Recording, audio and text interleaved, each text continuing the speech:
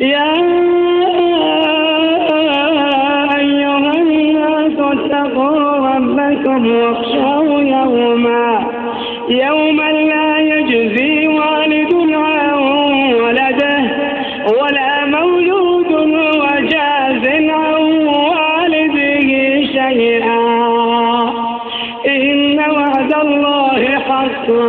فلا تغرنكم الحياة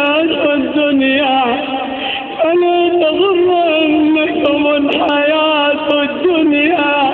ولا يغرنكم بالله الغرور إن الله عنده علم الساعة